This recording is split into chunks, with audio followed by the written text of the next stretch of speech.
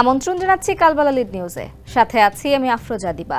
আমাদের আজকের লিড নিউজের শিরোনাম, বাস্তবায়ন পদ্ধতিতেই ঝুলছে জুলাই জাতীয় সনদ। প্রতিবেদন করেছেন শফিকুল ইসলাম। দফায় দফায় বৈঠক আর আলোচনা করেও বহুল আলোচিত জুলাই জাতীয় সনদের কোনো সুরাহা হয়নি। এখনও বাস্তবায়ন পদ্ধতি নিয়েই ঘুরপাক খাচ্ছে আলোচনা। রাজনৈতিক দলগুলোর মতানৈক্যের কারণে কি পদ্ধতিতে সনদ প্রণয়ন ও কার্যকর করা যাবে সে বিষয়েও আলোচনা শেষ হয়নি। অবশ্য জুলাই সনদ প্রণয়ন ও কার্যকর ইস্যুতে বিশেষজ্ঞরা মোটা দাগে দুটি বিষয়কে গুরুত্ব দিচ্ছেন বলে জানা গেছে। Japan Bangladesh joint venture company JBS holdings limited. এমন পরিস্থিতিতে জুলাই জাতীয় সনদ নিয়ে আগামী রোববার থেকে আবারও রাজনৈতিক দলগুলোর সঙ্গে আলোচনায় বসবে জাতীয় ঐকমত্য কমিশন। আগামী মঙ্গলবারের মধ্যে দলগুলোর সঙ্গে আলোচনার ইতি টানতে চায় কমিশন। বর্ধিত সময় অনুযায়ী 15 অক্টোবর জাতীয় ঐকমত্য কমিশনের মেয়াদ শেষ হবে। এ সময়ের মধ্যেই কমিশন জুলাই জাতীয় সনদ চূড়ান্ত করতে চায়। খোঁজ নিয়ে জানা যায়, জুলাই সনদ প্রণয়নের চেয়ে সনদ কার্যকরের পদ্ধতি নিয়ে জটিলতা বেশি। সেই সঙ্গে আইনগত ভিত্তি দিয়ে জুলাই সনদের আলোকে আগামী সংসদ নির্বাচন এবং অতি জরুরি সংস্কারগুলো নির্বাচনের আগে বাস্তবায়ন ইস্যুতে দলগুলোর পরস্পর বিরোধী কঠোর অবস্থানের কারণে সনদ বাস্তবায়নের অনিশ্চয়তা কাটছে না। মূলত জুলাই সনদের সংবিধান সম্পর্কিত প্রস্তাবগুলো বাস্তবায়নের পদ্ধতি নিয়ে রাজনৈতিক দলগুলোর তীব্র মতবিরোধ রয়েছে। একদিকে বিএনপি সহ তাদের সমমনা কিছু দল চায় প্রস্তাবগুলোর বাস্তবায়ন হবে জাতীয় নির্বাচনের পর নির্বাচিত সংসদের মাধ্যমে। অন্যদিকে জামায়াতে ইসলামী চায় আসন্ন জাতীয় সংসদ নির্বাচনের আগেই প্রস্তাবগুলোর বাস্তবায়ন এবং এর ভিত্তিতে নির্বাচন। ফলে কমিশনের লক্ষ্য কতটা পূরণ হবে তা নিয়ে সংশয় থাকছে।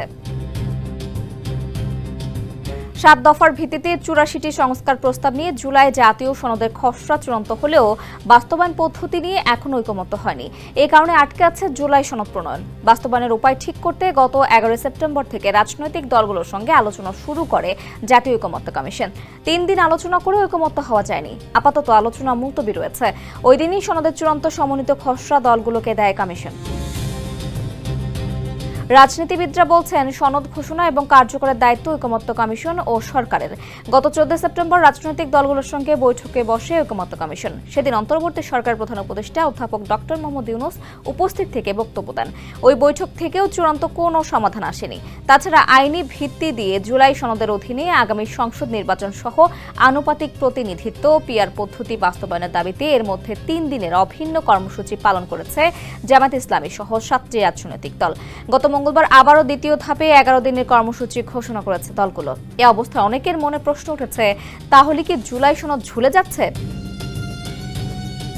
সংশ্লিষ্ট সূত্র জানায়, রাজনৈতিক দলগুলোর সঙ্গে আলোচনা লম্বা সময়ের জন্য মুলতবি রাখার একটি উদ্দেশ্য ছিল, যাতে দলগুলো এই সময় নিজেদের মধ্যে আলোচনা করে ঐকমত্যে আসতে পারে।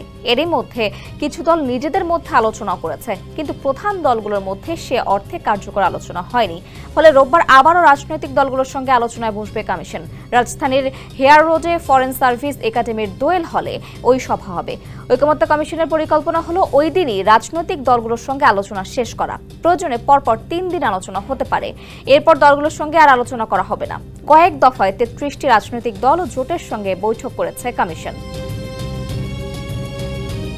এরই মধ্যে সংবিধান সম্পর্কিত প্রস্তাবগুলো বাস্তবায়নে রাজনৈতিক দলগুলোর কাছ থেকে মোটা দাগে 6টি সুপারিশ পেয়েছিল কমিশন।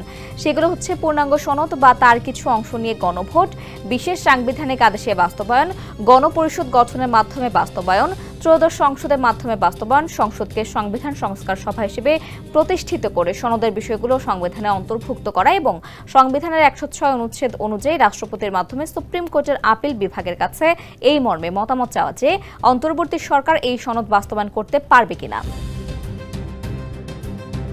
অন্যদিকে বিশেষজ্ঞরা মতামত দিয়েছেন, জুলাই সনদ নিয়ে সংবিধান আদেশ জারি করা যেতে পারে। এটি অবিলম্বে কার্যকর হবে। আর জাতীয় সংসদ নির্বাচনের দিন সংবিধান আদেশ নিয়ে গণভোট করা যেতে পারে। তারা আরও বলেছেন, সংস্কার প্রস্তাবগুলোর বাস্তবায়ন টেকসই করতে হলে গণভোট বা গণপরিষদ সবচেয়ে ভালো বিকল্প। গত 14 সেপ্টেম্বর দলগুলোর সঙ্গে বৈঠকে ঐকমত্য কমিশনের সহসভাপতি ডক্টর আলী রিয়াদ জানান, জুলাই সনদে অন্তর্ভুক্ত প্রস্তাবগুলো ভিন্ন মত সহ 4 ভাবে বাস্তবায়নের পরামর্শ দিয়েছেন বিশেষজ্ঞরা। এগুলো হচ্ছে অধ্যাদেশ, নির্বাহী আদেশ, গণভোট ও বিশেষ সাংবিধানিক আদেশ। এখন সাংবিধানিক আদেশ এবং গণভোট এই 2 বিষয়কে ঐকমত্য কমিশন গুরুত্ব দিচ্ছে বলে জানা গেছে। জুলাই সনদ ঘোষণা ও বাস্তবায়ন প্রসঙ্গে ঐকমত্য কমিশনের সদস্য ডক্টর বদিউল আলম মজুমদার কালবেলাকে বলেন, সনদের বাস্তবায়ন পদ্ধতি নিয়েই মূল সংকট, মানে কিভাবে বা কখন বাস্তবায়ন হবে। এ কথাও সত্য যে রাজনৈতিক দলগুলোর মাঝে একটি বৃহত্তর সমঝোতায় পৌঁছানোর আগ্রহ আছে, যা আমরা অতীতে কখনো দেখিনি। দীর্ঘদিন আলাপ আলোচনার ফলে এই আকাঙ্ক্ষা জেগেছে, সমাধান করতেই হবে, না হলে এর পরিণতি অমঙ্গলকর হতে পারে সবার জন্যই। তিনি বলেন, বল এখন রাজনৈতিক দলগুলো কোর্টে, আমরা তাদের দিকে তাকিয়ে আছি। সম্মানিত রাজনীতিবিদদেরই সিদ্ধান্ত নিতে হবে তারা কি চান, কারণ তাদের দায়িত্ব সরকার পরিচালনা করা এবং রাষ্ট্রের ভবিষ্যৎ নির্ধারণ করা। ঐকমত্য কমিশন সূত্রের দাবি, কমিশন সরকারকে বাস্তবায়নের একাধিক বিকল্প পদ্ধতির সুপারিশ করবে। এখন যে কয়টি পদ্ধতি আলোচনায় আছে, রাজনৈতিক দলগুলোর সঙ্গে কথা বলে বিকল্প পদ্ধতির সংখ্যা কমিয়ে আনতে চায়। যদি দলগুলোর মধ্যে ঐকমত্য না হয়, তাহলে 5 অক্টোবর দলগুলোর মতামত শোনার পর কমিশন বিশেষজ্ঞদের সঙ্গে আবারও আলোচনা করে বাস্তবায়নের সুপারিশ চূড়ান্ত করবে। 8 বা 9 অক্টোবর বাস্তবায়নের সুপারিশ সরকারের কাছে জমা দিতে চায় তারা। জুলাই সনদ প্রণয়ন ও বাস্তবায়ন পদ্ধতি নিয়ে দলগুলোর পরস্পরের মাঝে এখনও অনৈক্য রয়ে গেছে। সনদ বাস্তবায়ন পদ্ধতি প্রশ্নে বিএনপি ও জামায়াতে ইসলামের অবস্থান পুরোপুরি ভিন্ন।